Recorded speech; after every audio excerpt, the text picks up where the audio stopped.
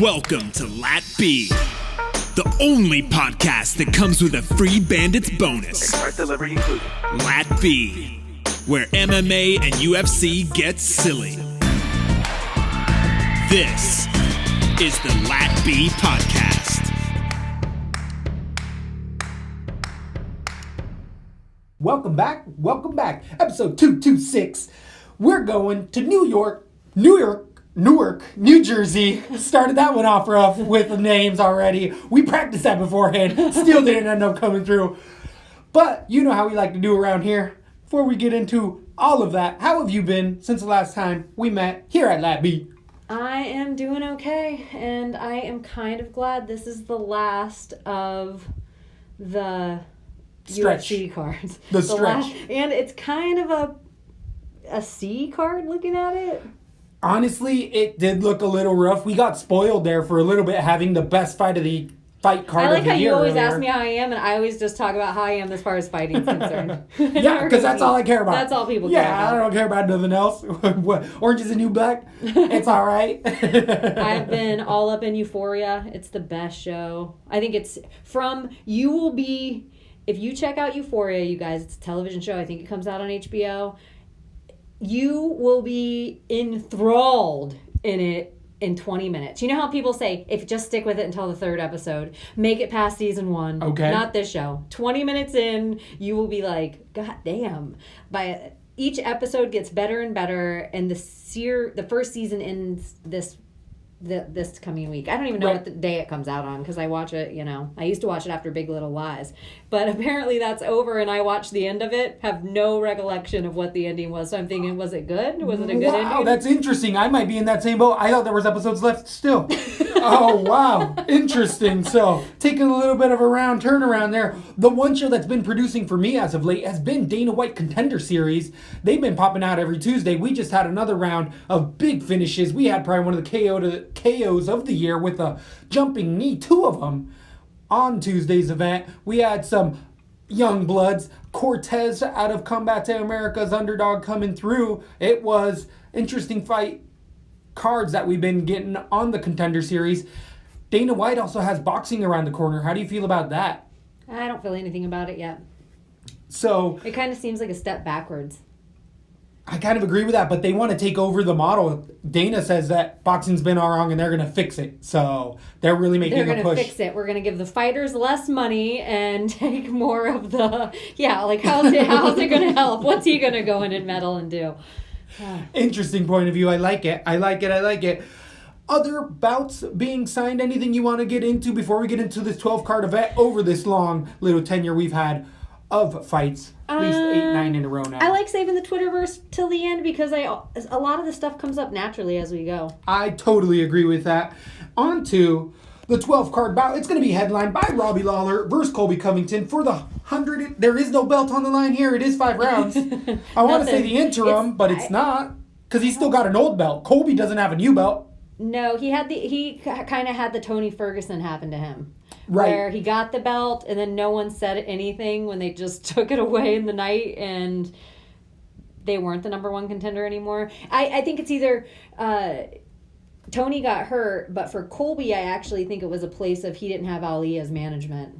He also did have surgeries that he had done. Yeah, he tried to make it on his schedule. Exactly. He tried to make himself the A side. Exactly. And it's not working out all the way, so he's going to have a hard matchup in the main against the former champion. But we always like to start from the bottom to the top here, and it's going to be a dirty one with 2 veteran fighters. We're going to have Maria Romero Borella coming in against Lauren Murphy at 125 pounds. Murphy's been a longtime veteran, been fighting since those Strikeforce days, back when. As far as fight career, or fight years, she is only 3 years older at 36, but she's got to be in her 40s and 50s as far as MMA career because she's been around forever. Murphy comes out with some okay wins overall. She did come off of a loss to Sarah Eubanks as of late. She beat Barb Honchank, who is no longer in the UFC and I believe retired. Lost to Nico Montano, lost to Chukagian in a decision, beat Schultz, but we know what Murphy likes to get done in there. She ends up going for those takedowns, likes to get on top, get those top heavy game going. Ooh. Again, that should be There like was nothing on. Nothing Oh, went on. It was just a rumble. So either way, Lauren Murphy, all around serviceable, not tons of power, more of a decision fighter. Okay, gas tank, but again, it's just been a lot of surgeries, a lot of fight years on her. She doesn't have too much pop on there, and if she doesn't get the takedowns, she really struggles standing. Has limited combinations, 1s and 2s, but not really tons of pop in there. More of that kill you by 1,000 cuts. Against Borello, who is 12-5, she came in out of Italy, losing to Chikagian, beating Tiliana Santos, having a couple other wins in there against Faria. Invicta, she beat Dudieva, but Borella strikes on the. She's serviceable as well. She's just essentially the newer breed of a Lauren Murphy.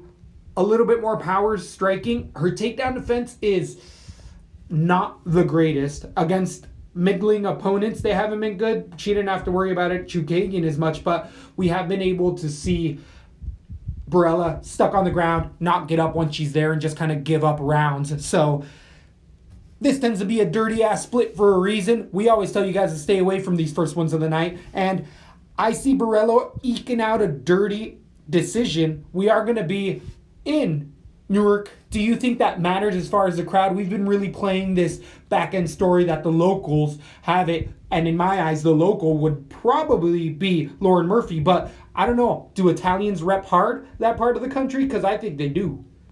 Yeah, I think you're right on that. I don't know how much they care about people from the homeland anymore. But yeah, I could see it going either way. I bet you there's a lot of Italians out in New Jersey, out in New York. Just go right through the Jersey Tunnel.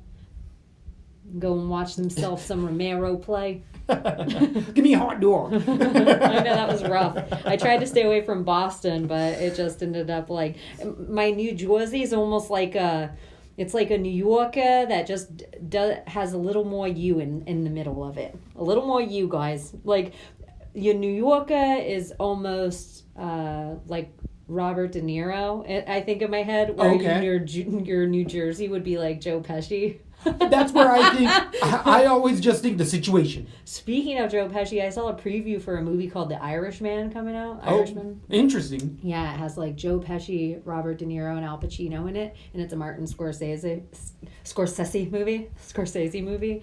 Anyway, off topics. Yeah. So a lot of legal action coming their way. I don't have anything to add to this. Barella decision, more so on a fate of Lauren Murphy. She just has a lot of wear and years on her. Both ladies aren't young, so Barella decision. I'm going to stay away. Super stay away. We are going to have the slight favorite or moderate favorite here at minus 170 Barella against the plus 140 Murphy. On DraftKings, you're going to end up paying $8,700 for Barella against Murphy $7,500. That's a finish pretty much first round in order to pay that off for Barella. And I just don't see that. We don't see that at all here. So just better to move on to the 125 pounds male division. We have Matt Schnell coming in against Jordan Espinoza. Espinoza being the newcomer to the UFC, getting a couple of bouts in the Contender Series, or one at that. He's 14-5, won his Contender Series fight over Duro in a TKO, came in the UFC against Eric Shelton, which is a humongous step up. I made a play on Shelton there. Didn't end up working out. Espinoza showing some good takedown defense. Great jab, long strikes. Really, really long for the division at 5'7".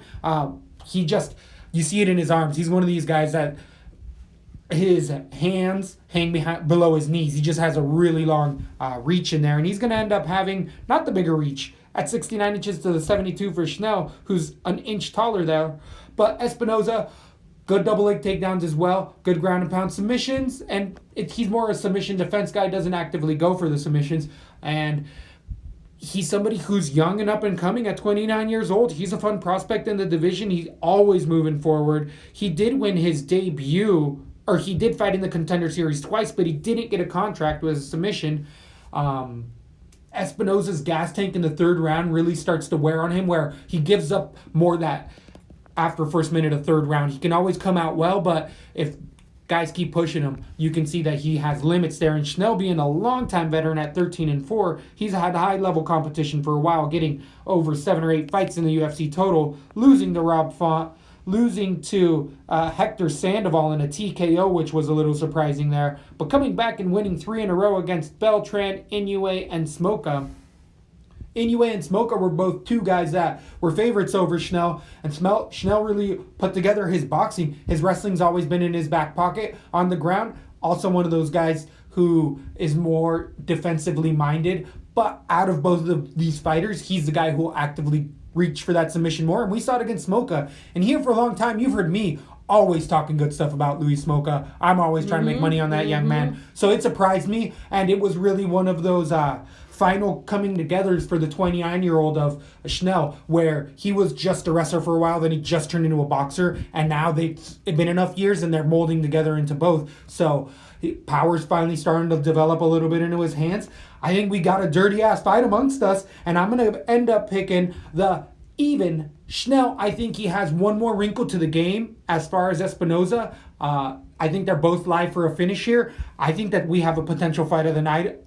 This is going to be a fun one to watch. It's a close one for a reason. Give me the plus 100 underdog in Schnell. Who do you have and why? Does it worry you at all, Schnell coming down to 125? Again, wasn't he at 125 and then left because he was so chinny at 125? I think you might be right there, but I do believe Inoue was at 125. Did he move up in that last one? I thought his last weigh-in was... I thought the Smoka was at 135. You might be right there. I think you are right there. That makes me a little nervous because I remember Schnell being chinny. I have Schnell decision as well. I think his veteranship pays off. I really want to see him at weigh-ins and see the size difference of him and Jordan, because this is one of the ones already I can feel myself switching on beforehand. But right now I just think the experience inside the UFC against the caliber of guys that he's gone against is everything here. And I think the longer the fight goes, it just becomes more and more Matt Schnell's. So Schnell being the plus 100 plus or minus 130 for Espinoza. We're both picking the underdog there, but it is close. I mean, that's about to go minus even money for both guys here soon, probably by closing lines. On DraftKings, you're going to end up paying $8,200 for Espinoza against Matt Schnell's $8,000. That's, I mean, as coin flip as it gets. It's pretty much, we're really going to see the veteranship tested for the young man. I love that you brought that up. Again, give me Schnell there on DraftKings. I don't know how much this one's going to end up scoring out. It was at 135 for Smoka in his last fight. That's weird to me. Ooh, I'm going to look back, though, further if you have other stuff to say. I was just going to say, with the weight, last week it didn't work out for us.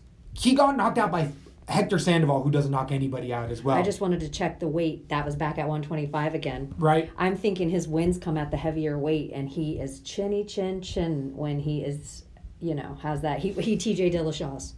Interesting. That is what I like what you're saying. I like what you're saying here. I'm switching to Espinoza right now. Espinoza decision. But I honestly see the decision more Schnell's. Espinoza will finish. It'll be because Schnell's chinny. So I'm going to do Espinoza KO round 2. Wow, that's a dramatic change. It really is. That is from, I don't like the weight cuts. I'm going to start becoming anti-weight cutter like that. It starts here. So I was saying, with the weight cut, we had issues last week. It didn't work out for us watching all of that tape. You're still going to fall on that. You're still going to just look and see and make your final choice the after. Issues of that didn't on the weight cut last week pay off if we would have gone with the person that looked like garbage. It's the Aspen lad. True. Yeah, I think if they look like garbage, if they have, and sometimes they might be fine making the weight. TJ felt great. He never felt better. Right. I just think sometimes guys just don't have that water in the noggin or the coconut, no matter what you try by the end of that point, especially with IVs. I feel like it's all IVs. That is so If you true. don't have an IV, you can only just rehydrate through your stomach, which is not even close. Yeah, because then it has to go through the stomach, through muscles, through different parts of the body to not get to the head in time. So okay, he has 2 wins at 125 too. Okay. So it was just that last fight against Smoka. So take that for what it's worth. Okay. Moving on to the next one. Schnell decision. Oh, wow. It could be anywhere. That one could go anywhere. Be sure you I feel like I should tuned. just stay away from that fight. I think that's what I learned. I think that might be the actual best call because both of these guys average Espinoza 58 points, Schnell 49 points. It's going to be in that range for 8-2, 8-2.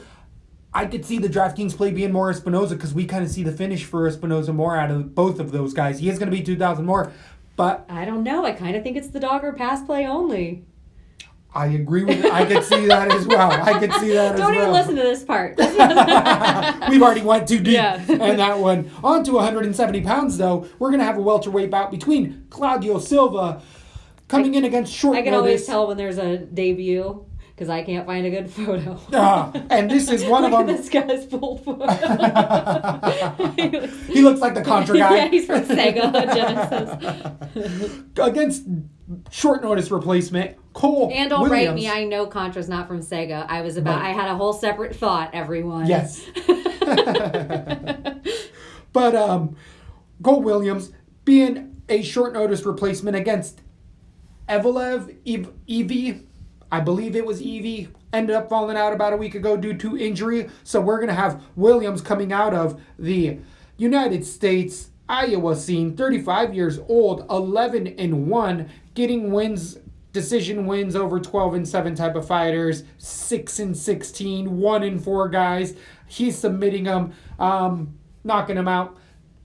They were bummy. I was able to find the tape on this guy, and they were definitely guys who were like, I won a bar fight last week. Yeah, I'm an MMA fighter. Let's go, buddy.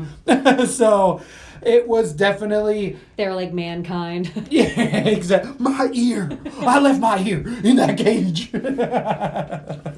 So it was definitely not the highest level competition in there. And against Claudio Silva, he's going to have a stiff test. Williams likes to be a striker in there, Muay Thai mainly. Throws a 1-2, and that's maybe a 3 later into the round once he feels confident, but I don't think I ever saw a 4-punch combination, even when he was winning fights in there.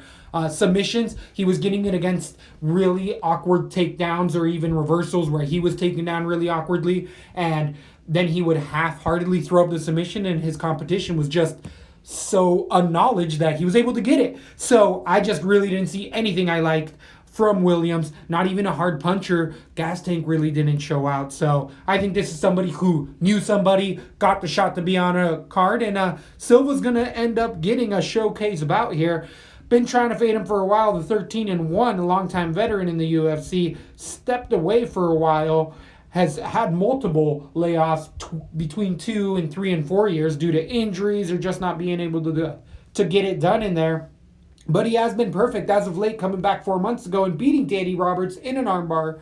And that was a fight where Roberts won every minute of that fight until all of a sudden he was starting to get submitted. Well, Roberts ate a couple shots, but he's a little chinny. But then it was actually the ref who didn't realize the position and early called that because Roberts wasn't fully out. Or I could be off on that one. That might have been I was just about to someone say... else.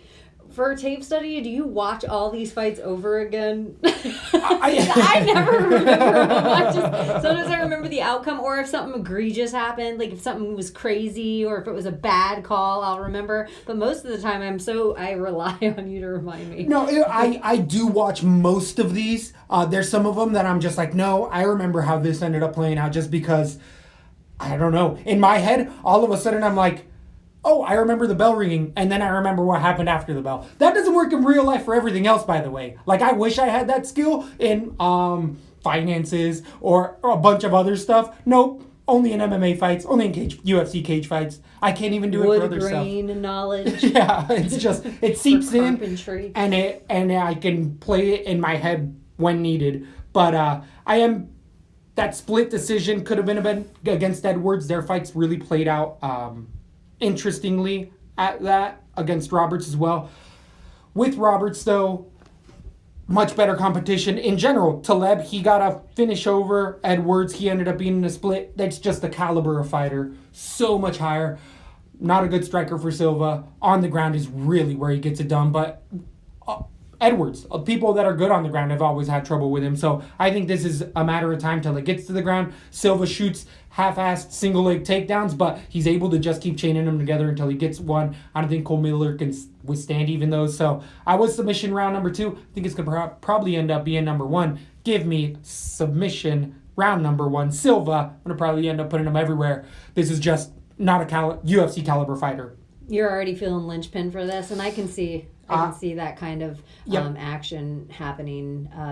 Silva, and it's not just because he's going against a guy on short notice and we're sticking with what we know. It's also because Claudio Silva beat guys like Leon Edwards. Yep. Like, to me, that's huge. Leon's such an underrated guy. And Nordine Talib, underrated AF. So, Silva, submission round 1. On DraftKings, you're going to end up paying the most for Silva at $9,400 against Cole Williams, $6,800, the minus 150 or 450 favorite. I mean, everyone sees it. Everyone sees. They did the tape real quick, and we're like, oh, dang, this guy's going to get every eaten time alive. we see this, like, huge favorite thing going in, though, of late, True. It has not been working out at all. True. I almost think that is more of what Nardiev should be remembered for, is that kind of underdog and coming in, even if you don't win and you make those kind of showings, like the dude against that actually turned out to be legit AF that just went against Magomed. Oh, Taisumov. Yeah. Not Tai Taisu. Yeah. It's Sarukian. Yeah. So I just think these kind of ideas. So maybe don't go everywhere with it just because that hasn't been working out. So it is the most highest priced fighter on DraftKings. Do you think you're going to make it a linchpin at 9.4? Because that's pretty steep to end up paying for a linchpin. Where I can afford them, I'll stick them. I agree. He's going to be highly owned as far as my cards this weekend. Moving on to 155 pounds, we're going to have returning Scott Hot Sauce Holtzman coming in against Dun Hugh Kim. Holtzman has been in the UFC for a few fights now. Ma as well. I called him Kim, by the way. Sorry about that. That's because he used to be Dong Young Kim. No, he's debuted as Dong Young Kim, the other Dong Young Kim, and changed his name to Ma after having that showcase fight with Polo Reyes, Fight of the Year contender in there. So the Maestro, Ma, in there, lost his debut in a Fight of the Year. Did he get married? Why did he change his last name? Because there was the other Dong Young Kim. I know, but how can you just pick your own? Wouldn't it be better to go by Young Kim instead of the whole thing, or Dong Kim instead of changing your last name? But maybe it's not the last name. In our country, exactly. Yeah. In our country, it might be. that's just the way that they put it out. Yeah, so Ma might be his nickname, but I love it.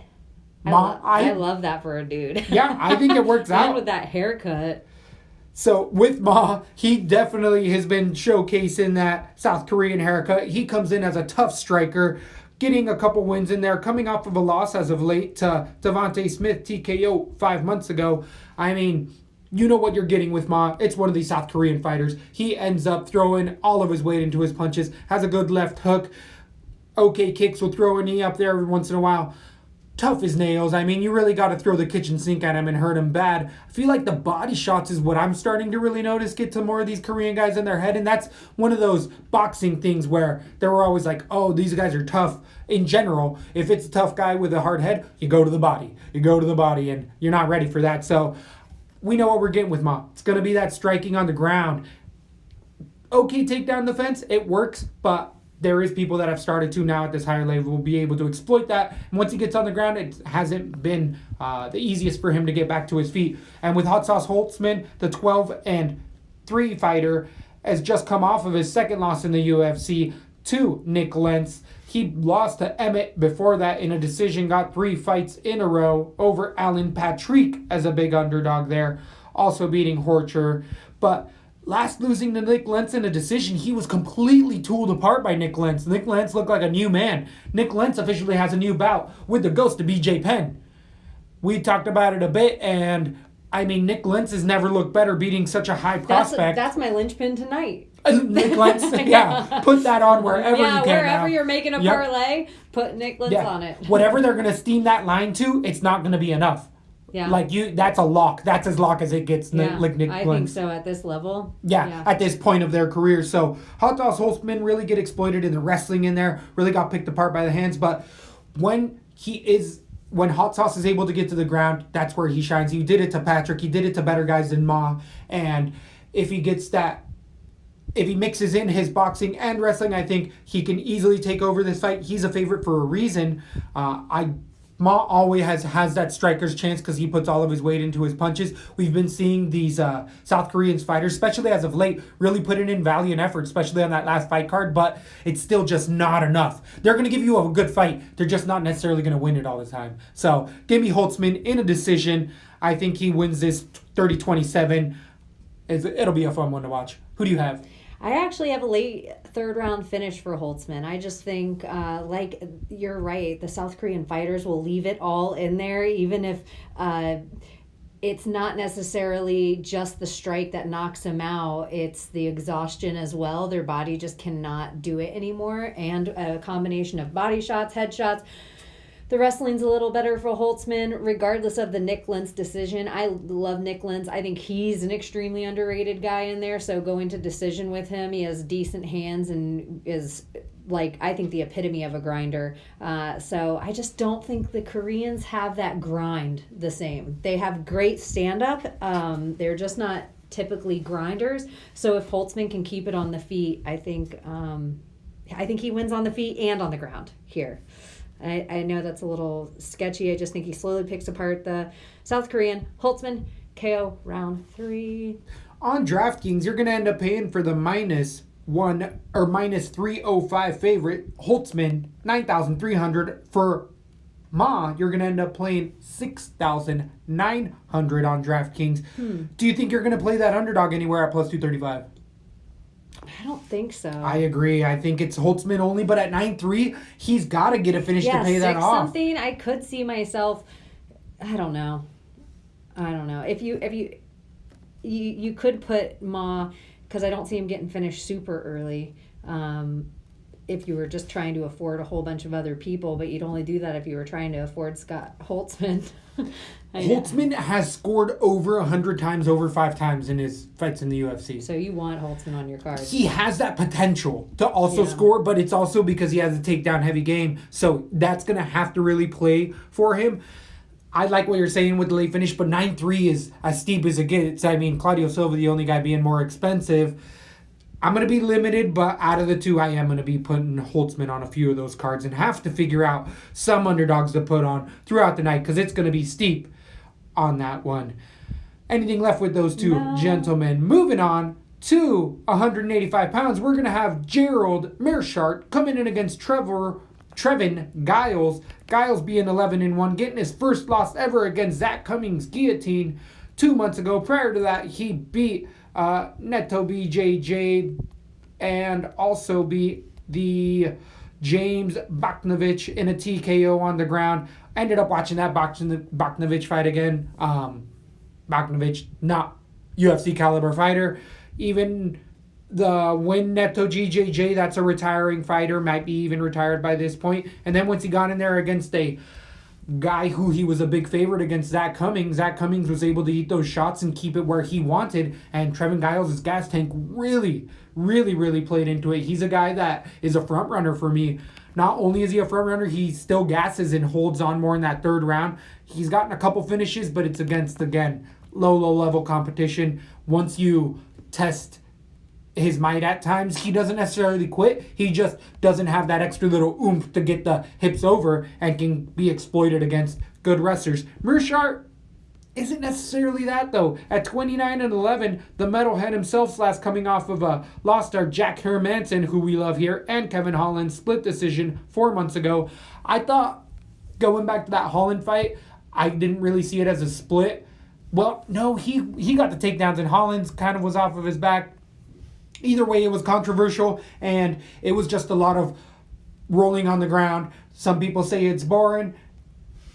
Meerschaert's ground game can be boring at times just because it doesn't look technical. There's times where he just kind of rolls, and there's value to that, but he'll end up sometimes fully mounted because of it instead of actively looking for a way out.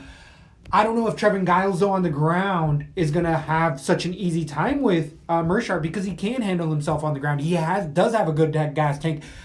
Mearshart's one of these guys that puts you in deep water and in that third round can really lay that ground and pound. So I feel like Giles could be, and striking-wise, Mearshart's really interesting. He'll throw spinning back fists or just awkward strikes. Not most technically sound, but it'll catch you off guard. Does that look like Mearshart? Totally. There's like a movie that came out in like the 70s Meatballs. or 80s called Meatballs, if you haven't seen it. And there's an alien in that called Meathead as his nickname. And every time I see Gerald Mearshart, I always think it looks like Meathead. Anyways, for our YouTube audience, this is a special gift for you that you actually get to see it. But if you're an audio listener, do yourself the favor and Google Alien from the Meatballs movie. Go on, sorry. Not much more to say other than my pick right now is going to be Giles, but I'm really hesitant on this. I think I'm not going to expose myself too much to this fight at all because it's really volatile. Either guy can get a submission here. The guy with a bit more power is going to be Giles, but the gas tank really goes to Mearshart here, and he's got a solid chin. He's not someone that's easy to finish in there at all whatsoever. Give me Giles, dirty split, but I think this can have an under the distance prop. I also see it just turning into a scramble fest. I'm going to be tentative here. Who do you have in this fight and why? I don't know how Giles' ground game is, and Mearshart is one of my favorite underdogs. I tend to pull for him more than most, but I'm usually right on him. I feel like I have a really good record with Mearshart because I didn't have Jack Hermanson against him because Jack's my boy. And the Kevin Holland fight, like you're saying, that was pretty sketchy. A lot of people felt like Gerald Mearshart won that fight. I have Mearshart submission. Mearshart is a weird word to say with submission. And to not accidentally say shit or shart, but his name actually is Shart. Mearshart, like a meerkat, Shart, Mearshart. Yep. Submission. Round 2. I don't know how Trevin Giles' got ground game is at all. He's good on top, not so much on the bottom. I think So. most people are good on top. Boom. Isn't it? So I was looking up the New Jersey state flag. Yeah. And they have a horse head on their flag. Ooh. I thought that was such mafia. It seems so mafia, and it seems like that's the state that would have it, but I'm sure there's a reason behind it. Like they were like welcoming or something. You tie your horse up, or I'm sure there is like everything. It is. I like the graphics, by the way. Very. Garden State. Yes, Yeah. exactly. That's the only other thing I know Takes about me to New Jersey. The Sopranos, the Garden State movie. So it makes me think of the Shins, like.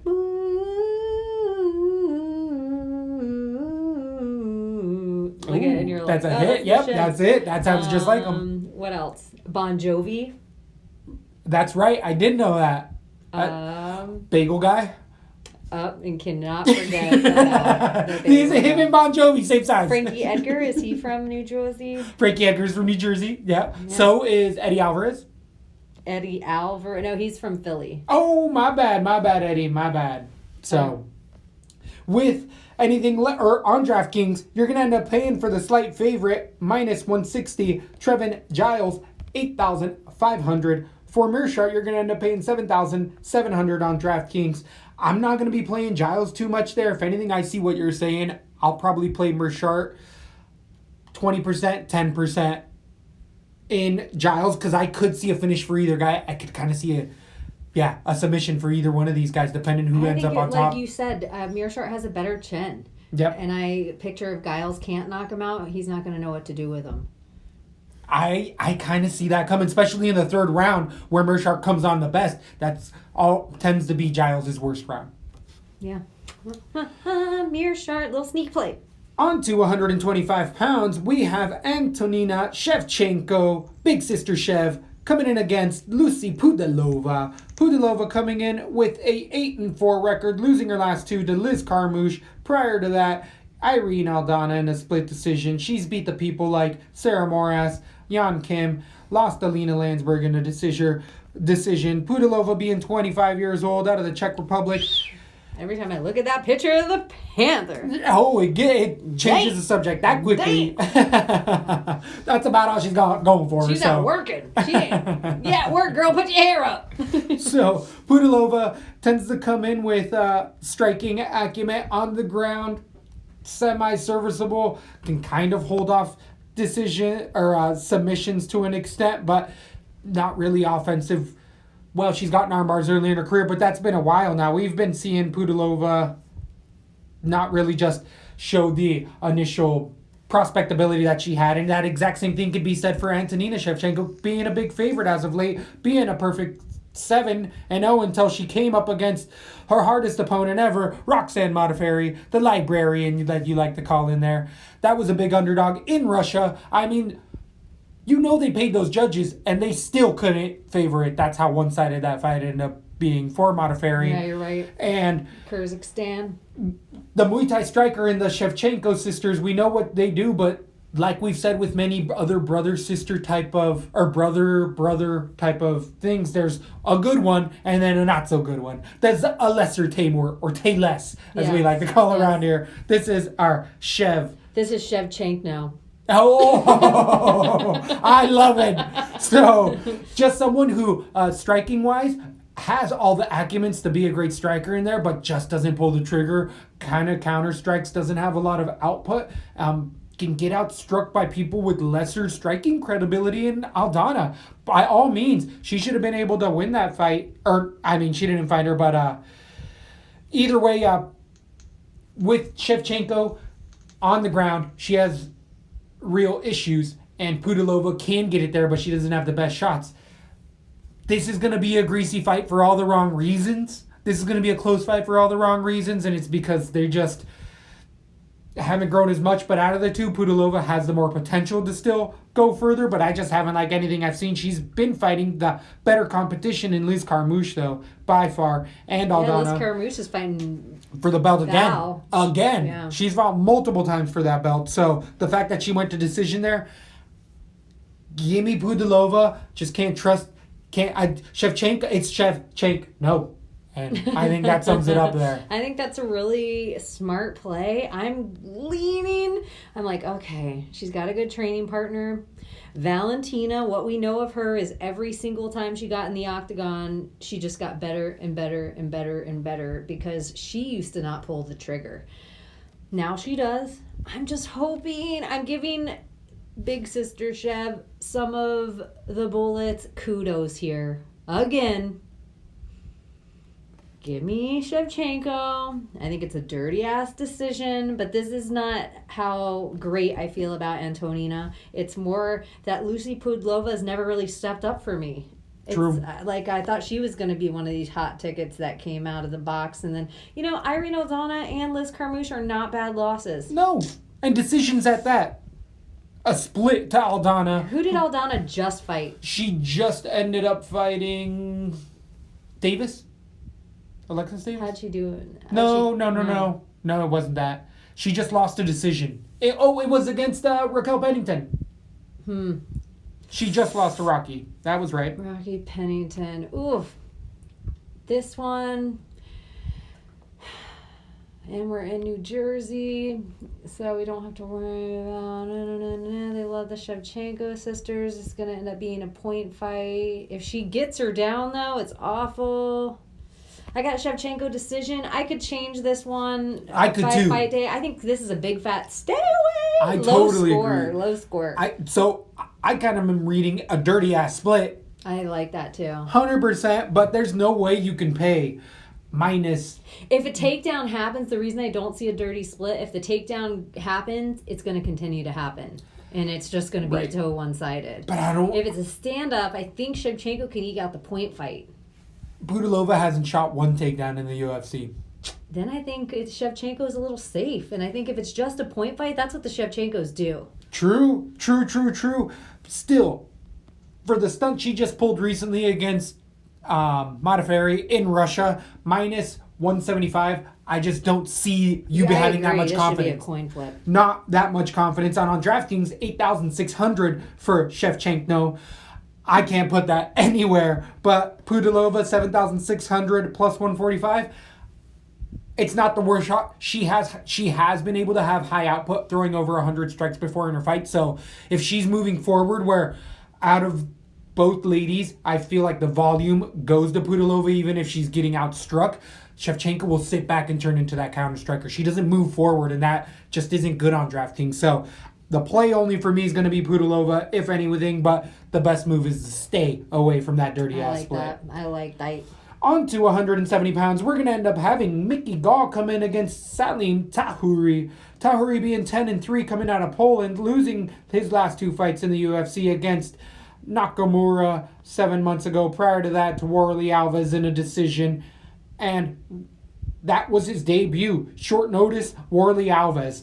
That is a humongous step up regardless of who you are. And the fact that he came in and let it go to only a decision, I think really spoke well for him. I feel like he was the favorite against Nakamura and lost a controversial split decision there as well. Again, it's a lot of that wrestling game that ended up doing it for him, or being the worst part of Tahouri. Striking wise, he's got pop in his right hand, sets up good strikes. He could be better, but he definitely has had some reputable fighters in there that he's been fighting. Tahouri's takedown defense is limited, but I think that these guys' takedown, especially Nakamura's, his wrestling, is really underrated. Where in that Warley Alves fight, once Tahouri was able to stop a couple of takedowns, you saw Warley Alves get scared of that power. And I feel like Tahouri can withstand, if he gets taken to the ground down by Mickey Gall, he can withstand the submission attempts up until he's able to get back to the feet. And then striking-wise, Mickey Gall has really been underwhelming, really likes to get it to the ground as quickly as possible. The 5-2 fighter has pretty much spent all his time in the UFC getting fights against CM Punk, Mike Jackson, Sage Northcutt, Randy Brown. Isn't it kind of funny that CM Punk and Ben Askren have a similar UFC career? Well, Ben Askren won a fight in the UFC. Kind of. A lot of people though. But CM Punk didn't even get close ever. I know, but it's just the first fight with Robbie Lawler, a lot of people are like, I don't believe you bought that, or Robbie could have won, or whatever. I might be one of those people. He could have lost it. And then his second fight, he just got murked in 6 seconds. So is that really better than at least CM Punk survived like a whole fight to make it to the end? CM Punk's second fight was against a photographer who's never fought in the UFC again. Because I understand. I just think CM Punk has actually had a longer UFC career than Ben Askren. True. UFC career, yeah. Yeah. And he's been inside the UFC octagon more than Ben Askren. True, spent more time. That's true. It's just weird. It's just point. like a weird... That's a good point. But Mickey Gall here, he's had some really interesting matchups as of late, being a huge favorite against Diego Sanchez. The light guy in there ended up really using his wrestling to take over the fight. We had Mickey Gall biting Diego Sanchez. He was so upset underneath him there. So Mickey Gall, still a young man at 27 years old, still learning a lot. He's coming out of that, is it Luozon Fight Systems? No, Gracie, New Jersey. You need a Jersey boy in here. You got him. He's going to be repping the hometown. You know the judges are going to be in his corner for sure. I feel like the only way Tahouri wins this fight is finishing Mickey Gall. Because I feel like if it does go to the judges, it's going to end up going to the local guy. But I do see Tahouri being able to have the power and the strong enough attributes, which is the takedown defense, to keep it where he wants it. And once it's striking, Mickey Gall is not a good striker. Go back to his strikes. He's developing. He's still growing, but he's not a good striker, and you can see in all of his fights, once he gets on the ground and it's not working, he just kind of loses. So I'm gonna go with Tahouri decision. This is a -115, the epitome of a coin flip. I mean, Mickey Gall, I believe, was a slight favorite when the line's open, but a lot of people have been seeing what we're seeing here. I like Tahouri in this spot. Give me Tahouri, but he's got to finish, and for that matter, I'm going to play him on DraftKings because that's the way I see he's got to do it, and I think he can. I think Tahouri's a far better fighter all the way around. Who do you have? in this fight. I also think Tahuri, and I actually think he can finish. I think he can work not only great, he has better striking all the way around and not only strikes to the head, but I think he's going to pick apart that soft body of Mickey Gall. Mickey Gall is one of those guys that talked himself into this position, and I just don't think he's UFC caliber. I would actually put Mickey Gall back on the Contender Series. Wow. And make him earn his spot here. Tuhari's gone against a lot better competition and looked better against that competition. Diego Sanchez is a guy we're trying to forever fade, and the way he brutalized Mickey Gall gave me the wrong idea about Diego Sanchez. I know better. He beat Mickey Gall.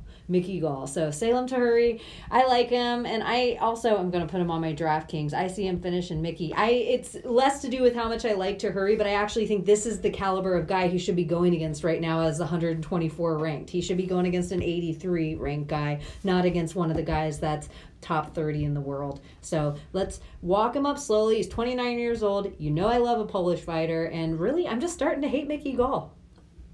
There's a lot of people starting to dislike him. There's a lot of people. I am not against KO round that. 2. On DraftKings, you're going to end up paying for the even money fighter, Tahuri at 8,300 against Mickey Gall 7,900. So Tahuri was the slight favorite. Opening lines ended up splitting up to even. So even the picture, he's trying to be sexy in it or something, makes me irritated. I think he's just got that kind of a face. He's that guy. Yeah, he really is that guy, and he leans into it. Doesn't have a big deal with it about it at all. So and I think Salem Tahuri kind of looks like he could be related to Tim Kennedy. Oh, I could see that. Like they have the same eyes close together and mouth small, but then built and square jawline. Is that just a Polish face? I don't know. Are you saying all white people look alike? That just seemed like white features. Eyes and a nose, a mouth. They all look alike. So, is he blue eyes? Yeah, exactly. On to the main card, though. And we forgot to bring it up. This is going to be a midday card here on the East Coast. Oh, my gosh, yeah. This is going to be starting at noon p.m. That's why you're getting this card a little early. On the West Coast, you're going to end up watching this at 9 a.m., so be sure to set your clocks.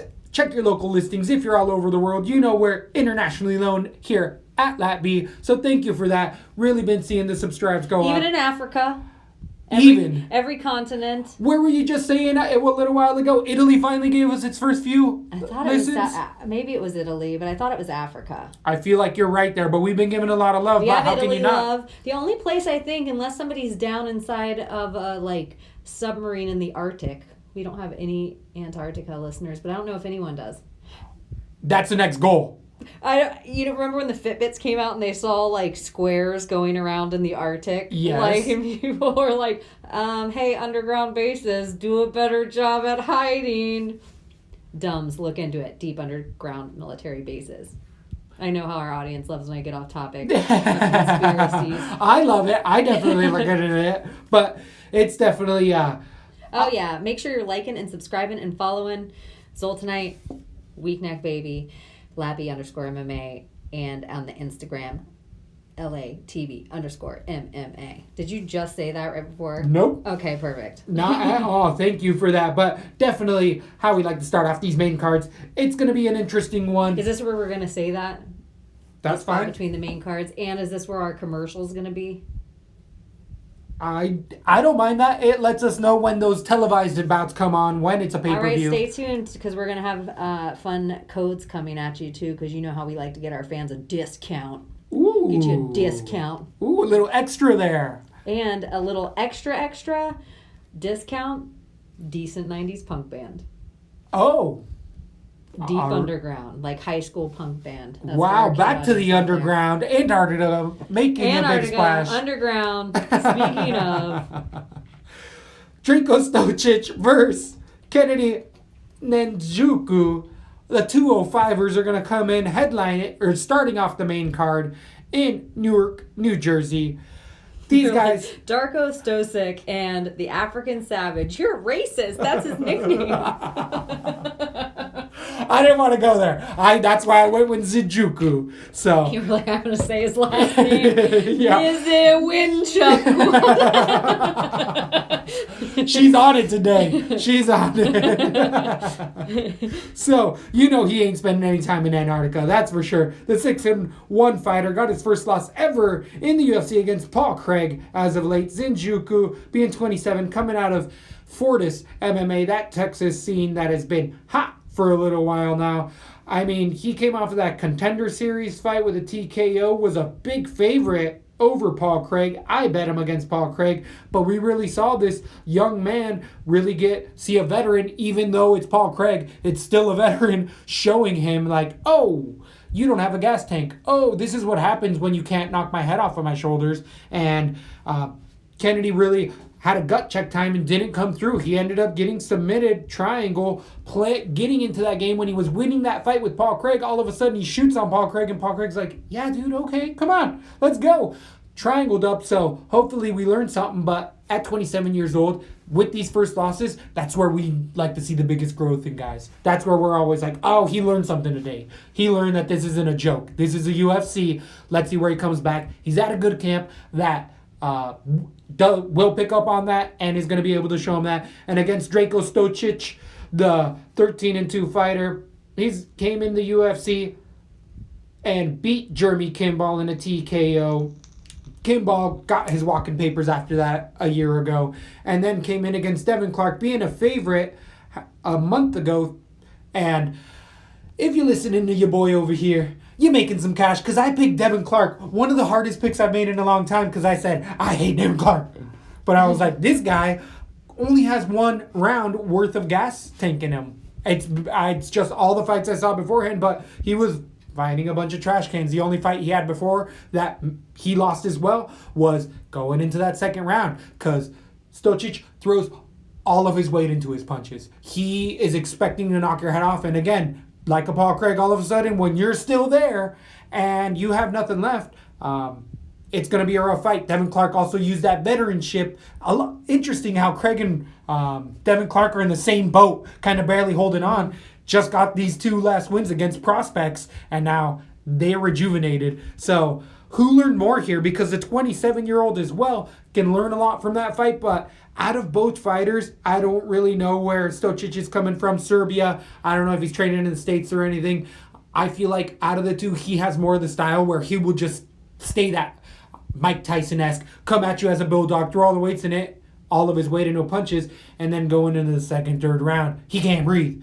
He's going to carry power into that third round, but I think Zinjuku, if he decides to take him down and can get him down, has a big advantage there. And striking-wise, I don't want Zinjuku to get in the pocket and strike. At distance, he can really do damage, especially with those front up kicks and head kicks that'll throw every once in a while. Give me Zinjuku decision. I could even see a finish just because of the gas tank being so bad for Stocic. You see him as being a wrestler? Who, Zinjuku? Yeah. He'll shoot more out of the 2, especially out of the 2, but he has shot in his fights. Gosh, I see it just being a stand-up banger. Yeah. And it's kind of nerve-wracking for all of the... They both have these, huge knockout wins, and then Devin Clark and Paul Craig. If I were going to have Devin Clark and Paul Craig go against each other, I think Devin Clark could use his wrestling in reverse to not get submitted by Paul Craig and eke out the decision. So I think that's the harder fight. I'm going with Stocic. Gosh, you want to hope it has to be a finish, but I think this is one of those fights that the prop is going to decision. I'm going Stocic decision. Gosh, I think it's going to get boring by then. This is going to be a totally forgettable fight. I could see that because Zinjuku also gets tired. So by the third round. Yep. Both guys gas heavy. I think they're going to be banging. That first round is going to be one for the record books and then totally forgettable after the next 10 minutes. I could see that. I like your prediction there. I have a decision the other way. This is pretty much a coin flip as well. Minus 105 for the underdog Zinjuku against minus 135 for the or favorite. Maybe they set it up Stocic. for them to stand and bang. Maybe. That's the fun thing about these fights. We're going to see how it all plays out. The underdog being 7,800 for Zinjuku on DraftKings. I'm not going to go, well, it's interesting. I think Zinjuku is more likely to go to decision than Stocic. I think if he wins, it's a decision. If Stocic wins, it's a finish. So DraftKings, it's Stocic at 8-4, who I'd probably play out of the 2.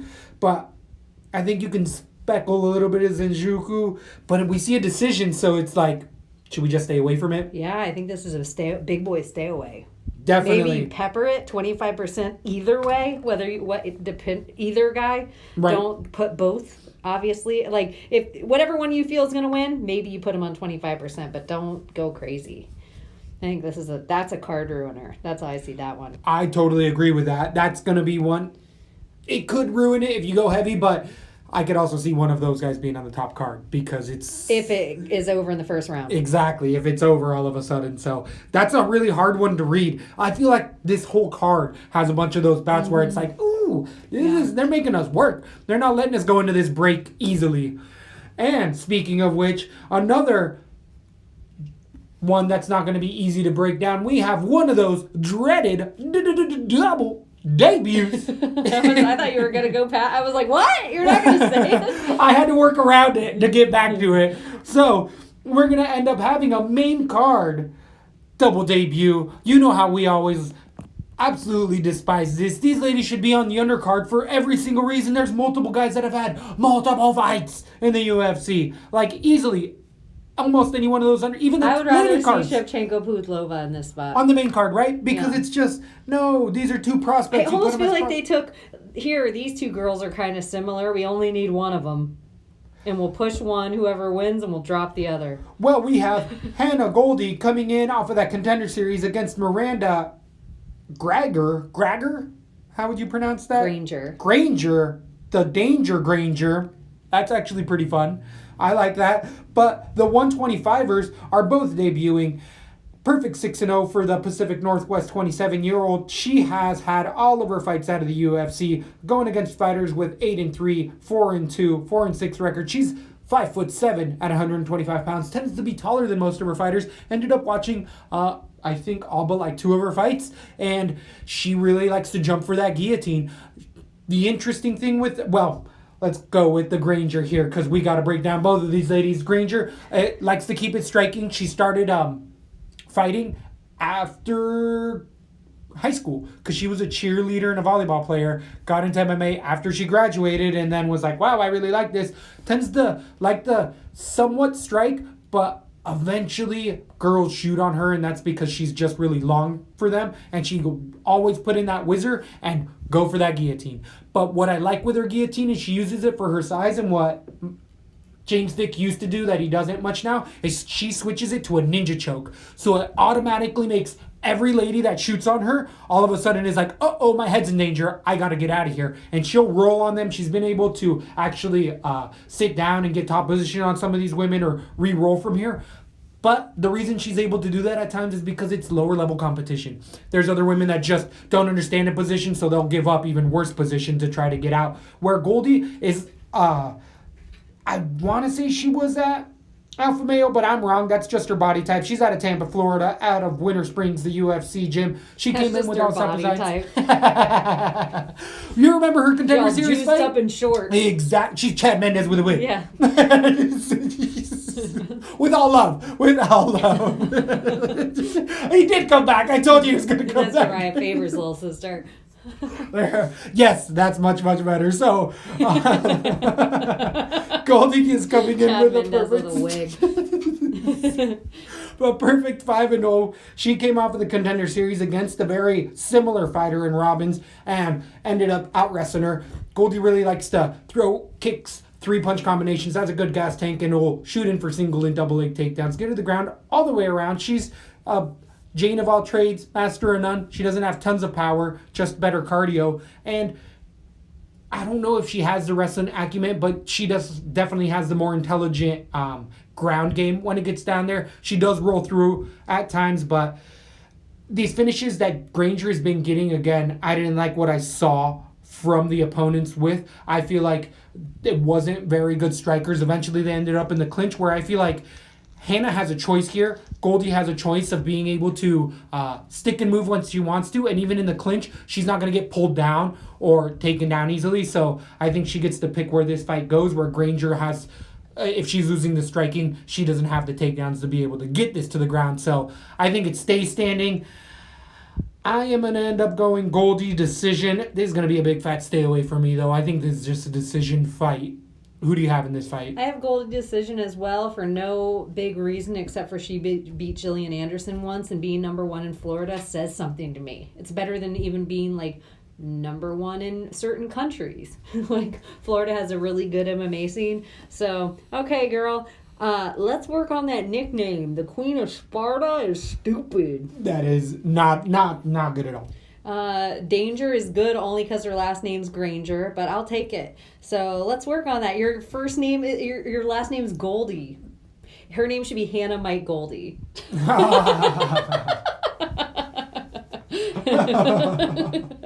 We'll leave it at that. You guys can come up with a better one. Definitely. On DraftKings, go. You're going to end up playing for the minus 135 favorite, Goldie, 8,800 against the Danger, Granger at 7,400 plus 105.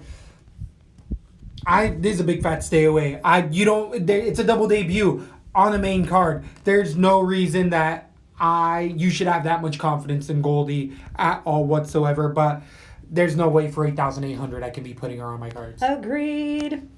On to 155 pounds. I know I've been slacking in the nipple game questions as of late, but you brought it up as Everyone of late. wants to know.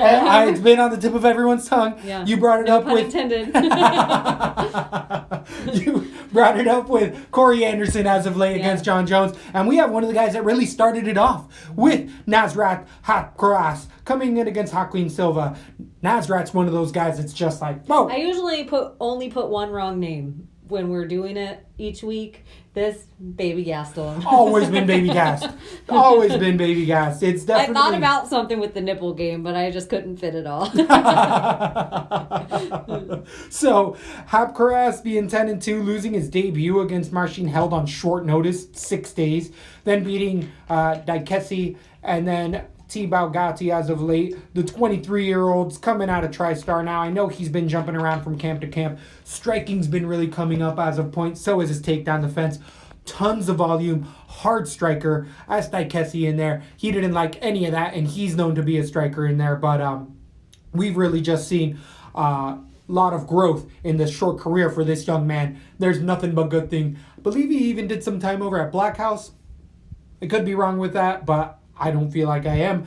Hapkaras, though, on the ground, we haven't seen him much because it's been really hard for his opponent to have tried to get him to the ground to get him there. I mean, great sprawl, great whizzer when he needs to in there, frames off well, and then, again, that's striking. He throws great combinations, switches stances. I mean, watching his tape, again, the little bits that I did is just like, oh, yes, this is why he's a favorite here. This is why people like him. Against Joaquin Silva, the 11-1 fighter, 30-year-old, is losing a decision to Vince Pichel, which was controversial. A lot of people thought he won that fight. Last beating Jared Gordon. Prior to that, he's beat Holbrook. He's beat Raza Madadi. And a couple other fighters in the UFC. But Silva comes out with great Muay Thai as well. Great knees, good clinch. Go back. That is a fun fight between him and Vince Pichel. I could see it going either way, honestly. I don't think that was horrible of a call. But I like Vince Pichel as well. So it was definitely close, but Pichel got beat up in that fight. So Silva has a hard left hand, hurts a lot of people with it as well. But he tends to be a little bit more looping of the striker. It's interesting because it's more Brazilian Muay Thai, which is a more power-based, think of Thiago Silva, Edson Barbosa type of Muay Thai, when you have Hapkaras coming more of, I believe he started over in the Netherlands and over in those type of areas, so he has more of a Dutch kickboxing style of Muay Thai. I know there are intricacies, but there is a little bit of differences there as far as their setups, their footwork, and to me, I see the better trap setup. The more educated footwork come from the people, or from the striking of the Dutch style, where the brute force comes from the Silva and the Muay Thai from Brazil. So really interesting dynamic here. Though on the ground, Silva has an advantage. I just don't know if he gets it there. Closer to the Tiger style of Muay Thai. Silva. Yep.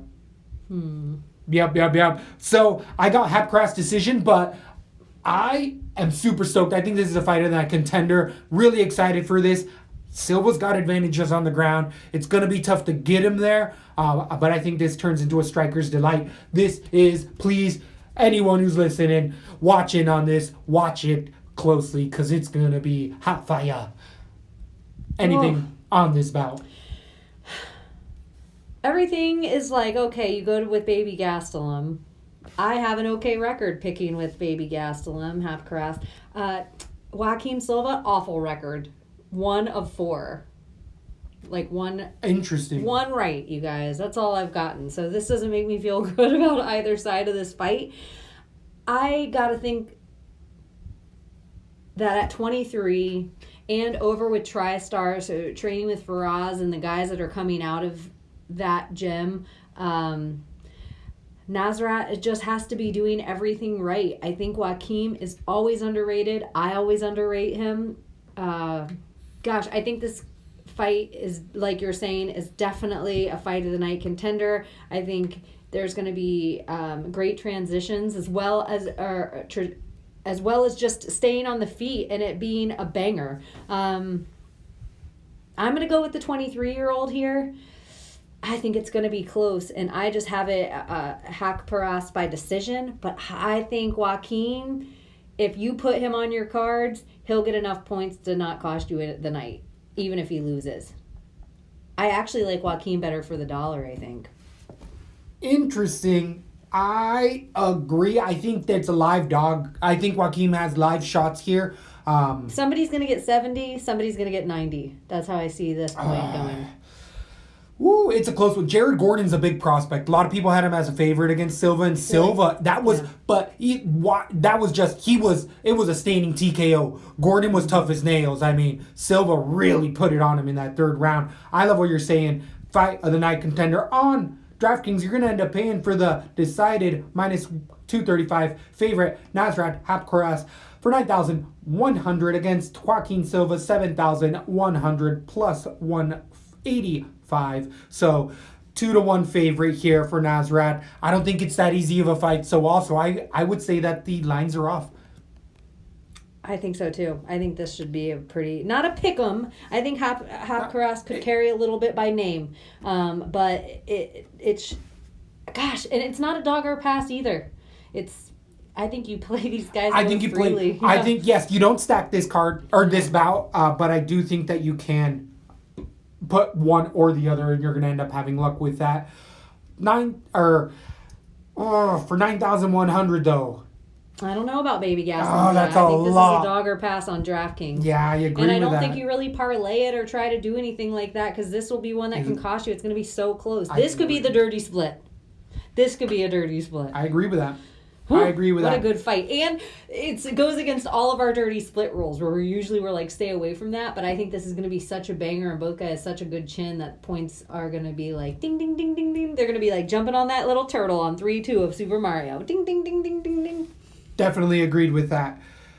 Anything left with either of those gentlemen with that exciting one? On to the co-main event. We go at 155 pounds. We have two of the most tenured fighters in the UFC coming in with Clay Guida against Jim Miller. Both of these guys have been fighting forever. Jim Miller breaking records every time he fights for most winningest or most fights ever in the UFC as well. So this is just going to add to that legacy for Jim Miller, coming off of Lyme's disease, finally getting a little bit of momentum moving forward. Speaking of, have you noticed all the Lyme, like real publications and everything are finally bringing it up and admitting like, hey, this is a problem, America. 70% of Americans have Lyme disease. Yeah, like I just noticed like medical journals and different things that they're finally talking about it like it's a real thing and not just a conspiracy. That's a conspiracy. But Jim Miller is also fighting hometown. Very, very good point. So he's going to get a lot of love. I was thinking Lyme, Connecticut is also all in that area. That's why so many people have Lyme, is because of Lyme, Connecticut. It's in the ground. It's in Connecticut, and then Plum Island's right there. So that's where everything... it's in the water! It's in the water! Back to Jim Miller. So, Jim Miller. New Jersey guy. Jersey Devils. Coming off of a big win here in Florida. We watched him get his last win against Jason Gonzalez. Submission. That was one-sided, got I'm him so right glad to the you ground. reminded me because I was like, it could have been on TV. I had no recollection I was there. We were there.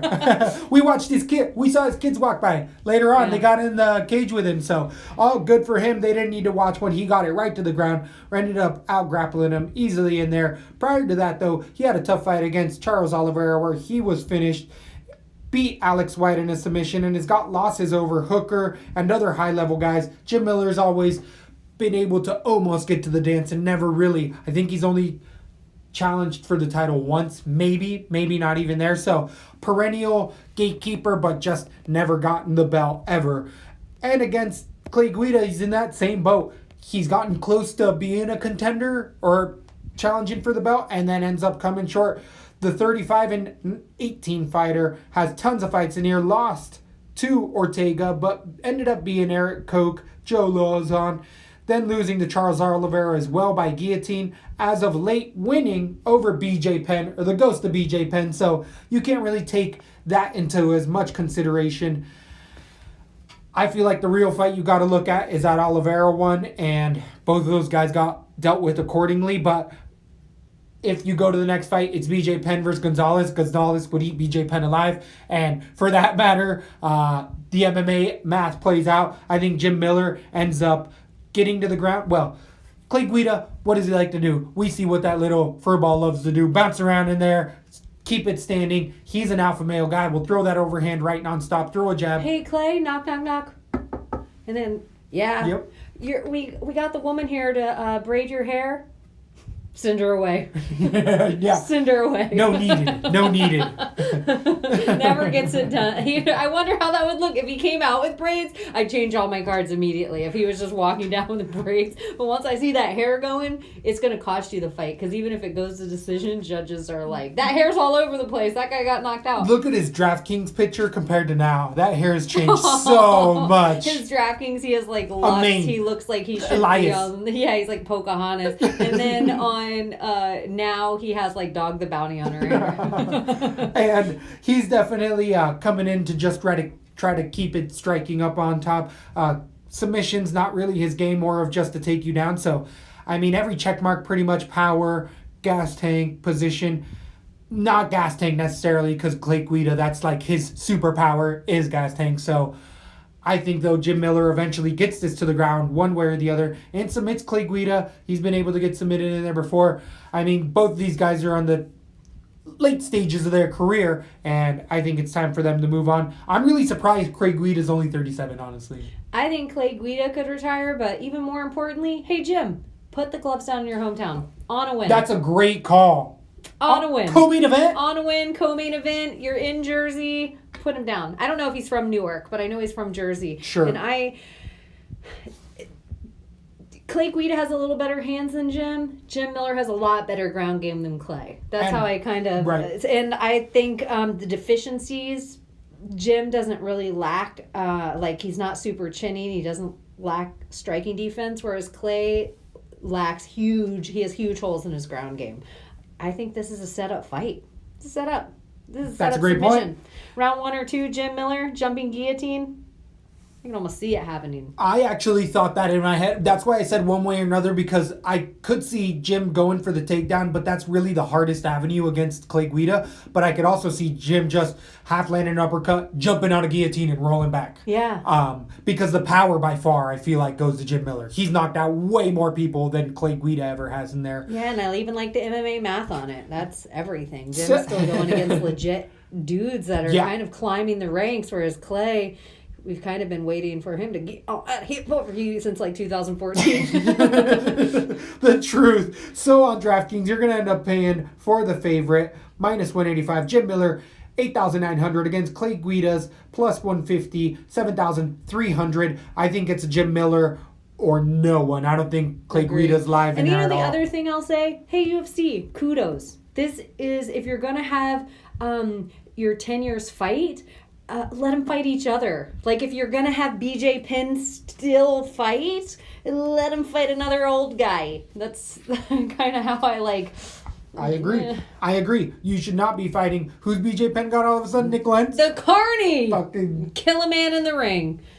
Kill a man in the ring. We don't even need to say that. I was about to say, how much like boxing do you want to make this Dana White? And do you hear the reason that they're letting BJ Penn fight again is because everybody is worried about BJ Penn when he doesn't have fighting. Right. Apparently he's one of those guys that's like... I've been hearing a lot of bad news about him. So, hey, if that is going to happen with or without fighting, like if it's eventually going to happen, how about less traumatic brain injury we give him and start giving him psychology? Or maybe that's a perfect thing that the UFC needs to start investing in, something like NFL or something like Leslie Smith with the union always talks about, and some kind of retirement for these fighters. Maybe he needs to fight because there's no other option. So, and it can't be just money, but there has to be other reasons. So. Well, what if just like the retirement, you have CTE protocols where you already have a name that's going to be coming X amount of times. That's why we need a Leslie Smith union. Kind of the same way how, like, if you are covered by the VNA, you have to go and get checked up once a year. Yep.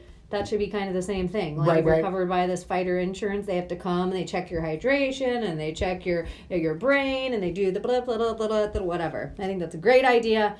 Why aren't we running the UFC?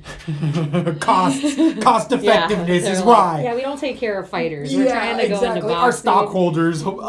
Our stockholders matter more than our fighters, guys. So... anything left with that setup fight? That is a. On to the main event at 170 pounds. There's no belt on the line, but it is going to go 5 rounds. Joe Rogan's going to be pleasantly surprised here. We are going to go into the main event in Newark. Colby Covington versus Robbie Lawler. This could have been for a belt any other point in time in the UFC. Give me this a year ago, it would have been for a belt. So, I mean, it's number one contender, essentially. How many more number one contenders do we really need? But how can it be for a number one? How can Robbie be for a number one contender yeah, off he's coming a off a loss. 2 losses. This is the craziest setup. This fight is so crazy to me. Colby should have gotten the fight that Usman got against Woodley. Colby should probably be wearing the belt right now, for all intents and purposes. I know people can say, oh, he didn't win every vote. Blah, blah. Oh, sorry, I'm thinking of something. But Usman sketched his way in by having the better management and stole Colby's spot, even though Colby had the belt because of the surgery. Tyron was ready to fight, which cost him his belt. He should have waited for Colby, but maybe it's better he lost to Usman for Woodley's persona. But it's weird that he's having to fight Robbie Lawler right now. It's weird to me. It's weird. I hate sticking up for Colby here, but it's just weird. It's weird. I totally agree. It doesn't make the most sense. Hopefully they're getting paid for it because this is really not the easiest fight at all whatsoever for Colby Covington. This is actually one of the more dangerous ones. Somebody with good takedown defense with tons of power, and that's been Robbie Lawler to a T for the last years. The 37-year-old's been, in that category. He left the UFC, fought at Strikeforce, came back to the UFC. That's how long he's been fighting. Started at 20 years old, 37 now. Notoriously, supposedly took 2 years off of sparring or doesn't spar at all anymore. He's like, I know how to fight. I don't need to spar anymore. And that kind of revitalized his career. Getting wins, being the champ for a while there. Did he get in a little juice trouble where he pulled himself out of the testing for a little while? Wasn't there something weird like that when he moved camps from... Was he at ATT? He was at ATT for a long time, but he changed camps before the Dos Anjos fight. Yeah, and he's back up in Missouri. Maybe not Missouri, but he's no longer... Orlando or just another Florida camp. No. He's out of state now, for sure. Oh, okay. I know that for a fact, but I couldn't tell you. But it's more of a local gym, more specialized. We've seen guys do well here, but at 37 years old with that long of a career, that last fight he had against Ben Askren, dropped him on his head, ended up getting submitted. Herb Dean really fucked that one up. So you can't, it's not like you can say that was bad fight IQ, because it wasn't. He was just chilling out, relaxing, and all of a sudden it's like, oh, fight's over. He was so relaxed, he was just letting his arm hang there, and Herb Dean was like, oh, you're out. You're out. Do you think, what about this, though? Just what if all that bowl of Askren popping them watermelons got into Herb Dean's brain, and what if, let's say Herb Dean didn't stop it, and we saw Robbie Lawler's head go all over the ring? Everyone would have been like, Herb should have stopped that. They knew. They would change the rules, if not make it illegal. We would never be able to watch Miami again. That would, yeah. It would be that would have been the end. So that, I'm just saying, on a parallel timeline, Herb Dean did the right thing. In one universe, his head's all over the canvas. Like in a UFC deathmatch. Like a watermelon. In UFC deathmatch, the little claymation ones, done. Yeah, totally. So, Robbie Lawler, though, he's a Militich fighting system guy, wrestler, tons of power, can eat tons of damage.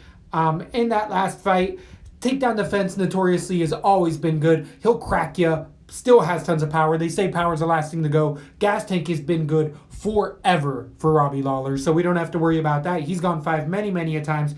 But in this fight, he's just going against a bigger, young version of a machine who does have deficiencies in striking, and that's in Colby Covington's perfect 14-1. He's only lost to Warley Alves in a decision, but last coming off of a win to Dos Anjos, beating Damian Maia, beating Barberena. Dos Anjos is the key to the MMA math in this occasion. That's exactly what I was going to get to as well. The loss there against Dos Anjos, that was a Dos Anjos who overwhelmed Robbie Lawler with the wrestling. That was someone who was taking him down. Robbie Lawler was so frustrated by that 5th round of that fight. He was pushing up against the cage and just going, "Come on, ref," shaking his head and putting up his hands. And Dos Anjos was like, "Okay, dude, bam, bam, bam. We'll stay right here." Guess what Colby Covington loves to do? That's Colby Covington 100%. And that's where I feel like the craziness that we think of Colby taking this. And he handled Dos Anjos.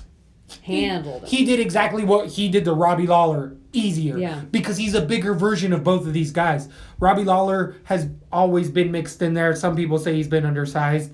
I think he doesn't give up. They're both 5'11" here, but to me, Colby just looks like the bigger person. The reach advantage goes to Robbie Lawler by 2 inches. I don't know if that plays as much because Colby's a smart guy in there. This shtick that he plays makes him money one way or another. Mm-hmm. That gimmick. So if you don't see that, that's on you. It's making him more money, so he's an educated guy and he comes together with game plans. And he's at ATT, which has notoriously had the best game plans out there. He just chooses to market himself a certain way. So the hype really changes people's minds and they put money against him because of that persona. Put your money where you want, but as far as a fighter, this is somebody who you can trust is not going to get into a firefight with somebody who's a better striker. This is someone who's going to keep shooting those takedowns against the cage until he gets it, and then he's just going to land that ground and pound until it's over. The interesting thing, though, here is that they have trained together. They've had years where they've worked in the back room. They've always been in there, so...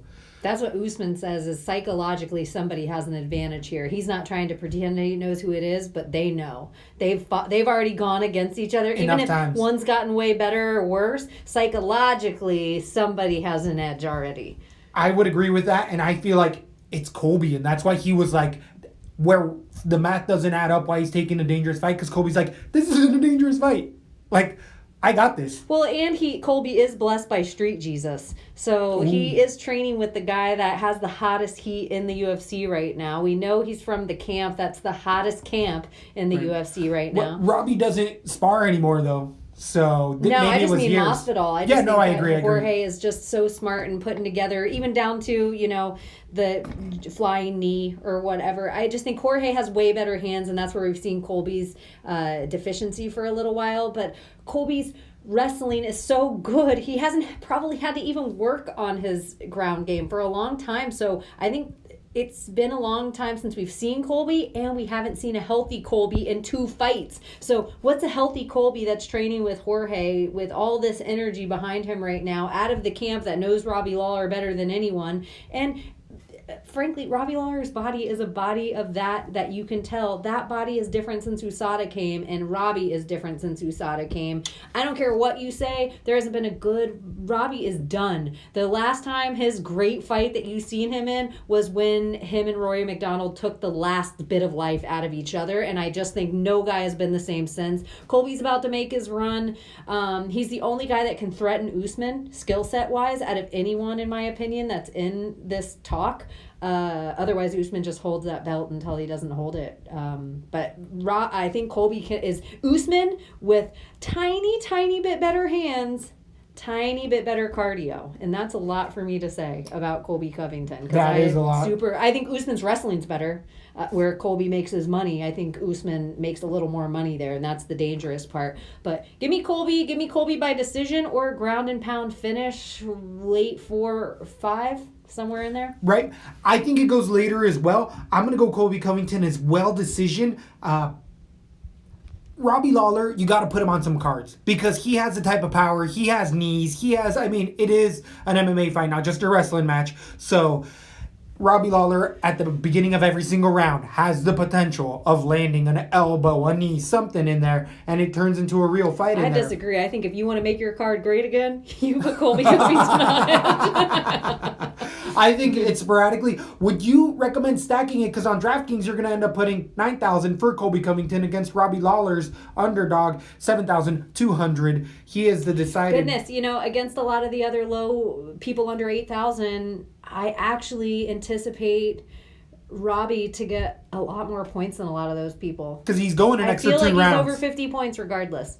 So, the stack could be live. We just came off of a card where the loser of the fight card ended up winning the first place. And the winner of that main event wasn't on DraftKings. Exactly. It just worked out because he allowed you to put on those favorites, which we have a lot of people, I feel like, that I really like in that 9-4, 9-3, and 8,900. Yeah. So I got to find it. I like that idea. I probably would have stayed away from Lawler everywhere, but I do think he's potentially better than some of the other, especially if which they're not going to. We've noticed that unless it's a pay-per-view, they won't release that 8 p.m. card as well.